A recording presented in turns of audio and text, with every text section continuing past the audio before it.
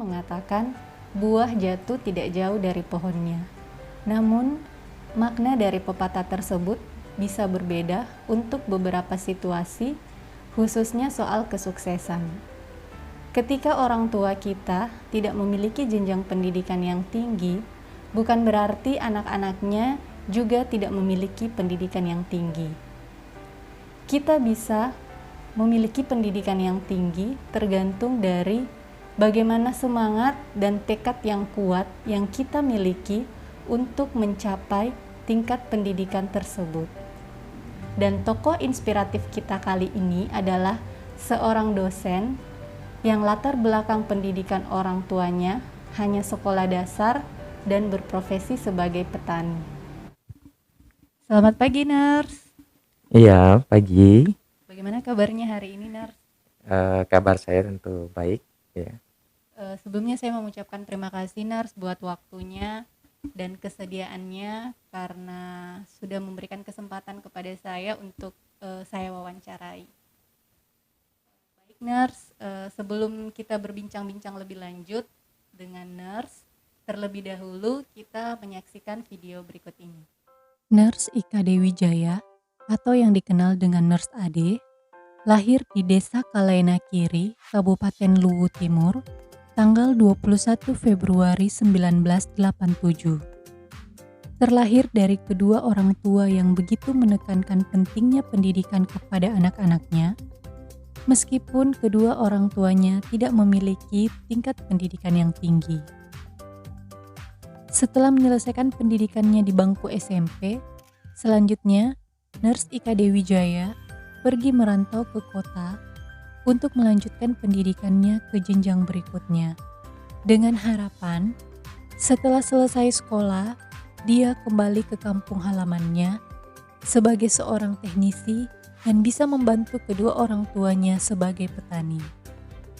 Namun kenyataan yang terjadi berbeda karena kedua orang tuanya tetap menginginkan untuk melanjutkan kuliahnya di Makassar dan berharap bisa sukses di Makassar.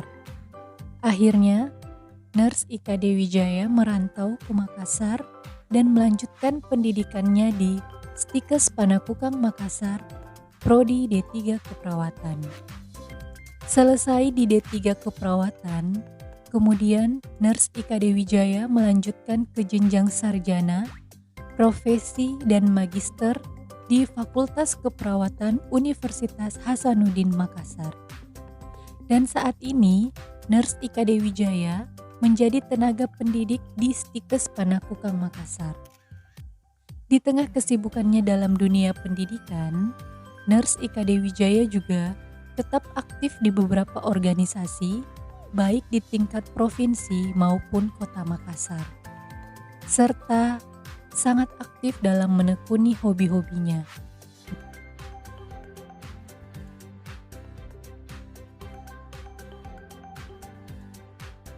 Nurs, mungkin bisa diceritakan kepada kami semua bagaimana awal perjalanan karir seorang Nurs Ika Dewi Jaya? Baik, kalau cerita soal karir, mungkin tidak pernah terbesit ya di pikiran saya itu akan menjadi seorang dosen, karena memang secara prinsip dulu waktu menempuh pendidikan khususnya di pendidikan tingkat menengah, itu memang saya hanya bercita-cita sebagai seorang teknisi, kemudian berpikir akan kembali lagi ke kampung dan membangun sebuah usaha atau mungkin melakukan perbaikan-perbaikan terkait dengan peralatan yang ada di rumah.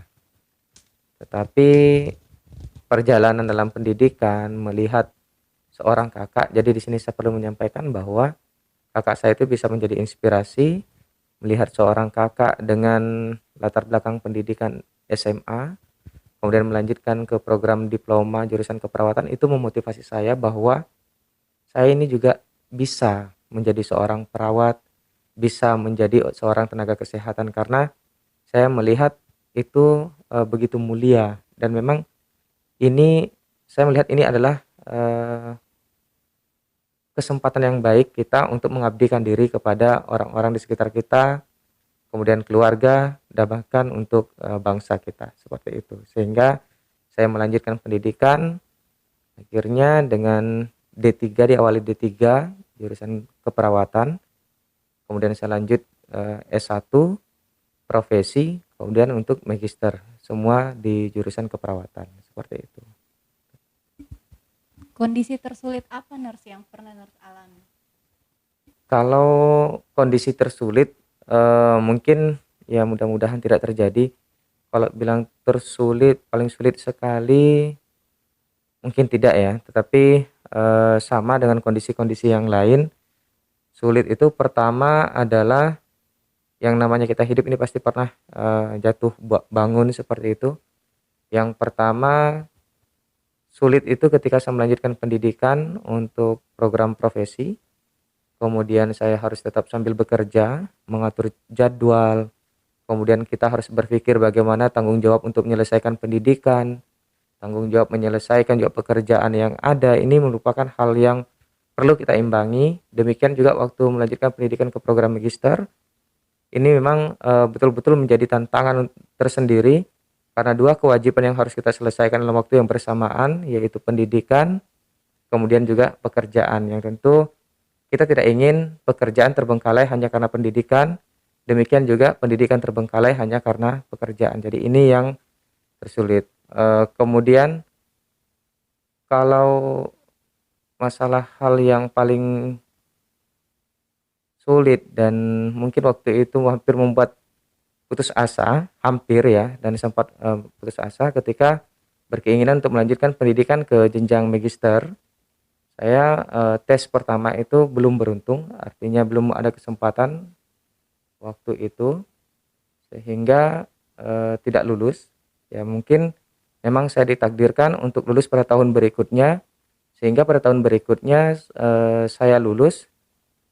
Selain lulus untuk program magister, langsung lulus juga untuk program beasiswa pendidikan. Baik Nurs, mungkin boleh diceritakan ke kami apa saja sih kesibukan yang Nurs jalani saat ini di luar dari aktivitas mengajar di kampus? Baik, kalau kita berbicara kesibukan, secara prinsip memang prioritas kita adalah karir ya di kampus, tentunya tempat kerja, tentu dan keluarga.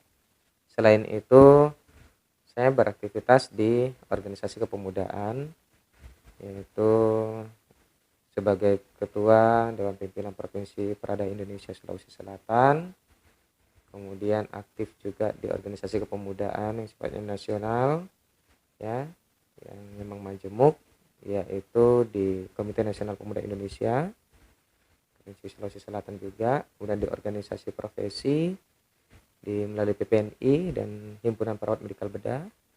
Nah, di sisi yang lain, kesibukan lain itu adalah di organisasi-organisasi keagamaan dan lembaga-lembaga kesenian. Kebetulan saya memiliki hobi di bidang kesenian, jadi saya terlibat juga di dalam Sanggar Gita Saraswati Makassar. Di sini juga kita aktif dalam kegiatan dan latihan-latihan sanggar seperti itu. Nah, selain itu kesibukan yang lain, saya menekuni hobi ya. Hobi saya itu ada hobi memang dengan seni musik ya, seni musik modern, misalnya dengan piano atau keyboard. Kemudian juga hobi ini, hobi baru saya ini, baru 1 tahun saya menekuni hobi, yaitu hobi menanam sayur, memanfaatkan pekarangan rumah dengan menanam sayur hidroponik. Mungkin bisa diceritakan ke kami alasan mengapa Nurs begitu aktif dalam berorganisasi dan juga sangat aktif memberikan pelayanan kepada masyarakat. Baik, alasan utama ya kenapa saya berorganisasi, aktif di organisasi itu adalah belajar. Jadi saya ingin belajar bagaimana kita mengabdikan diri kepada bangsa dan negara ini melalui program-program yang lain, tentunya selain pendidikan. Kemudian selain belajar, kita juga bisa mengabdikan diri kita dalam pelayanan-pelayanan yang kita berikan. Karena kenapa saya katakan belajar di sini? Karena kalau kita di dunia pendidikan, ketemu dengan orang-orang pendidikan atau di kampus saja, mungkin kita sering ketemu dengan sesama sebagai seorang pendidik, mahasiswa. Tetapi dengan kita berorganisasi di luar, kita bisa belajar dengan lintas profesi yang lain. Dan di situ kita bisa belajar banyak, bagaimana kita membangun sebuah komunikasi atau hubungan sosial dengan masyarakat yang lebih luas tentunya di situ. Kemudian pelayanan, di dalam memberikan pelayanan itu karena kita mungkin harus menyadari bahwa kita terlahir bukan hanya untuk diri kita tetapi juga untuk orang lain melalui pelayanan yang bisa kita berikan, seperti itu. Selanjutnya nurse, bagaimana cara nurse memanajemen semua nurse yang begitu banyak, cara nurse memanajemen waktu? Kalau kita berbicara bahwa manajemen kemudian kegiatan yang tidak terlewatkan, saya kira tidak 100%. Secara prinsip mungkin yang paling penting kita itu adalah bisa mengatur skala prioritas. Yang mana harus kita prioritaskan, misalnya satu sisi kita prioritaskan hari ini, besok belum tentu sisi yang sama, tapi sisi yang lain yang harus kita prioritaskan. Nah inilah yang saya maksud skala prioritas dan senantiasa mengoptimalkan waktu yang kita miliki tertentu. Kalau tadi berbicara dikorbankan, itu pasti ada hal yang dikorbankan. Namun yang dikorbankan ini bukan berarti tidak penting, tetapi yang dikorbankan ini bukan menjadi prioritas pada saat itu. Pertanyaan terakhir nurse sebelum saya mengakhiri wawancara ini. Arti kesuksesan menurut nurse dalam hal berkarir, berorganisasi, dan tentunya dalam kehidupan keluarga nurse. Sukses bagi saya, yang paling sederhana sukses itu ketika saya itu bisa bermanfaat bagi orang lain, bagi lingkungan dan bagi keluarga. Di sisi yang lain, untuk keluarga apa yang menjadi takaran kesuksesan, demikian juga untuk keluarga. Saya adalah seorang ayah, saya adalah seorang suami. Tentu yang paling penting di situ adalah bisa memberikan contoh yang baik pada anggota keluarga, dan saya juga adalah seorang anak. Bagaimana saya juga bisa bermanfaat atau mengabdikan diri saya kepada orang tua dan keluarga besar tentunya. Nah, ini yang menjadi takaran kesuksesan saya. Baik, terima kasih nurse sekali lagi untuk bincang-bincangnya hari ini. Sama-sama. Sangat banyak pengetahuan, ilmu yang nurse sudah sharingkan ke kami. Semoga apa yang nurse ceritakan bisa menginspirasi banyak orang di luar sana bahwa nothing is impossible in the world. Tidak ada sesuatu yang tidak mungkin ketika kita punya semangat dan tekad yang kuat untuk menggapai semua itu. Untuk meraih cita-cita yang besar, kita tak hanya perlu bertindak, namun juga bermimpi. Tak hanya perlu merencanakan, namun harus meyakini. Dan ingatlah impianmu dan perjuangkanlah untuk itu. Kamu harus tahu apa yang kamu inginkan dari kehidupan. Hanya ada satu hal yang membuat impianmu menjadi mustahil, ketakutan akan kegagalan.